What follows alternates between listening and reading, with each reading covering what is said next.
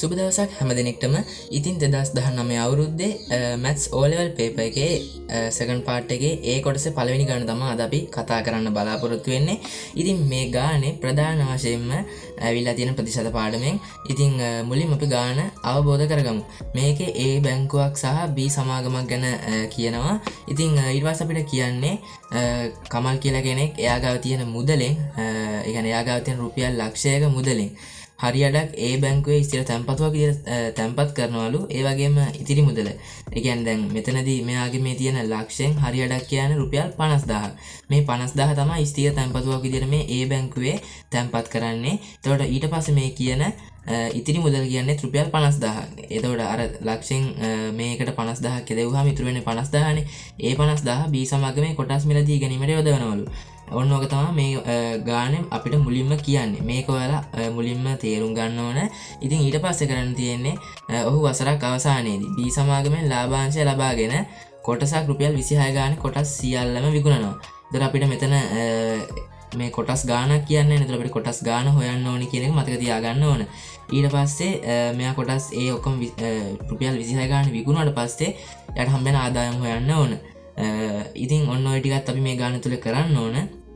ඊට පස්සේ කියන්නේ වසරක් අවසානයේදී ඔහුට වැඩි ආදායමක් ලැබෙන්නේ කුමන ආයෝජනයෙන්ද කියලා පෙන්වන්න කියලා. ඒතර අපි A බැංකුවේ මෙයා තැන්පත් කරපු එකද මේ B සමාගමේ කොටස් මිලදී අරන් අර රුපියල් 26 ගන්න විකුණන එකෙන්ද මෙයාට වැඩි ආදායමක් හම්බෙන්නේ කියලා බලන්න ඕන. ඒක තමයි මේ ගානේ සාරාංශය. එහෙනම් අපි දැන් ගැටලුව විසඳන්න පටන් ගමු. ඉතින් ඒ අනුව මම මුලින්ම කරේ මෙන්න මේක. අර මුලින්ම කිව්ව කමල් ගාව තිබ්බ මුදලෙන් හරි භාගය හොයන්න එපා. ඒ හින්දා එයා ගාව තිබ්බ ලක්ෂය දෙකෙන් බෙදුවා. ඒතකොට රුපියල් 50000යි.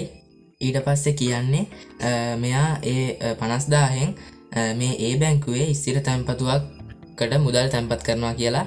එතකොට ඒ බැංකුවට දාලා විස්තරය දීලා තියෙනවා ස්ථිර තැන්පතු සඳහා අවුරුද්දකට 9%ක පොලියක් ගෙවනවා කියලා. ඊට පස්සේ මම කරන්නේ ඒක වගන්තියක් විදිහට ලියා ගන්නවා.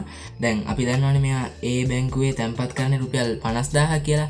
එතකොට ඒකෙන් ඒ බැංකුව සඳහා වසරකට පොලිය අර ගානේ දුන්නානේ 9%යි කියලා. ඉතින් එතකොට මම මෙතනදී වෙනම පොලිය හොයන්නේ නැතුව පොලියත් එක්ක මුළු මුදල තමයි හොයන්නේ. ඒ කියන්නේ මෙයා මේ 50000 ස්ථිර තැන්පතුවක් විදිහට තැන්පත් කරාම අර 9% පොලියත් එක්ක මෙයාට මේ බැංකුවෙන් කොච්චර ගෙවනවද කියන එක තමයි හොයන්න හදන්නේ. ඒක තමයි පොලියත් සමග මුළු මුදල කියන්නේ.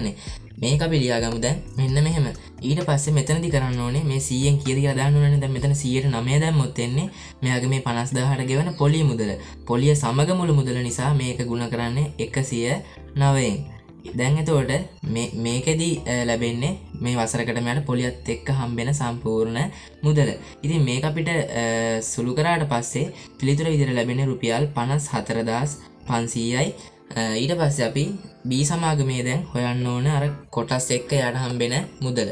මේකේ B සමාගම ගැන තියෙන කොටස අපිට පැහැදිලිවම කියනවා කොටසක මිල රුපියල් 25ක් වන වාර්ෂික කොටසකට රුපියල් 1.750 බැගින් ලාභාංශ ගෙවනවා කියලා මේ B සමාගම. එතකොට මෙයා මෙතන මේ තියෙන 1000 මුදලෙන් හරියටක් ඒ බැංකුවේ ස්ථිර තැන්පතුව සඳහා යොදවනවා. දැන් ඒක අපි හෙව්වා. ඊට පස්සේ ඉතිරි මුදල කියන්නේ මේ ලක්ෂයෙන් මේකට 50000 දුන්නා නම් ඉතිරි වෙන්නේ ඉතුරු 50000නේ. එතකොට ඒ 50000 තමයි මේ B සමාගමේ කොටස් මිලදී ගැනීමට යොදවන්නේ. එතකොට එතනින් තමයි ගාන අල්ල ගන්න ඕනේ. ඊට පස්සේ මේ තියෙන විස්තරයට අනුව ගාන හදන හැටි අපි දැන් බලමු. හරි. එතකොට මේක අපිට කියනනේ කොටසක් 25යි කියලා. ඒ වගේම දැන් මෙයා ගාව මේ B සමාගමට යොදවන්නේ රුපියල් 50000ක්. එතකොට රුපියල් 50000ක් යොදවනවා එක කොටසක් ගන්න රුපියල් 25 ගානේ. එතකොට අපිට හොයන්න පුළුවන් මේ කොටස් ගාන. ඒක හොයන්න අර එයා ගාව තියෙන 50000 බෙදනවා මේ එක කොටසක මුදල වෙන 25න්. එතකොට කොටස් තියෙනවා 2000ක්. ඒක මුලින්ම හොයා ගන්නවා. ඊට පස්සේ ගානේ කියනවනේ මේ කොටසක 25 වෙන කොටසකට රුපියල් 1.750ක් ලාභාංශයක් ගෙවනවා කියලා. දැන් අපි හොයාගත්තනේ මෙතන කොටස් ඔක්කොම 2000ක් තියෙනවා කියලා. දැන් අපි කරන්න හදන්නේ මේ කොටස් 2000ට තියෙන සියලුම ලාභාංශය හොයනවා. ඒකට කරන්නේ මේ 1.5 කියන්නේ 1.750 කියන මේ කොටසකට ගෙවන ලාභාංශ මුදල මුළු කොටස් ගානේ ගුණ කරනවා. එතකොට එන්නේ කොටස් 2000ටම යාලා ගෙවන ලාභාංශ මුදල. ඉතින් මෙතනදී අපිට පිළිතුර විදිහට ලැබෙනවා රුපියල් 3000ක් කියලා. ඉතින් ඊට පස්සේ අපි කරන්න ඕනේ මෙයාලා කොටසක් අර විකුණන මිල මේ ගාණ කියන රුපියල් 26ට කියලා මෙන්න මෙතන කියනවා මෙයාලා කොටසක් රුපියල් 26 ගානේ පස්සේ අවුරුද්දක් ඉඳලා විකුණනවා කියලා. කියන්නේ ලාභාංශ මුදලත් ගත්තට පස්සේ කොටසක් 26 ගානේ විකුණනවා කියලා.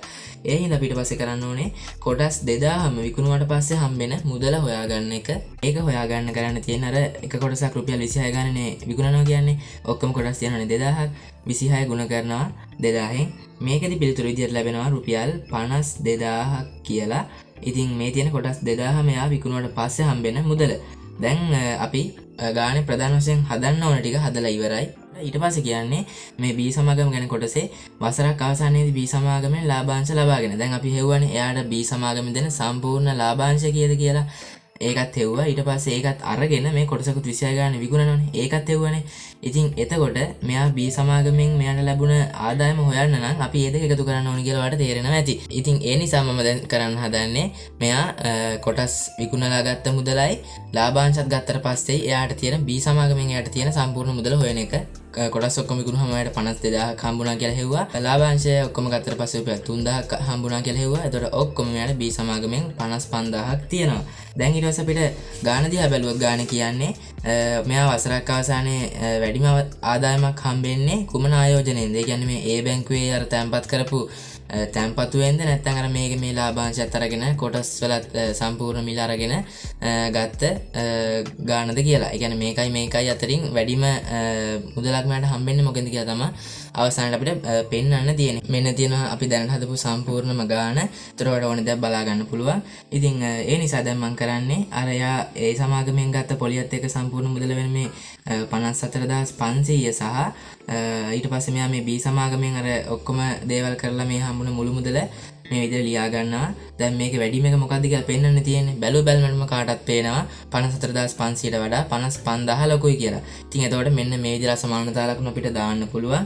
ඒ හින්දා අවසාන වශයෙන් පිළිතුර ගන්න පුළුවන් මෙයාට වැඩි මුදලක් හම්බෙන්නේ B සමාගමේ ආයෝජනයෙන් කියලා. ඉතින් ඔන්න ඔහම තමයි මේ ගාන විසඳන්නේ. එහෙනම් තවත් වීඩියෝ එකකින් හමු වෙමු. සුබ දවසක් හැම දිනෙකටම.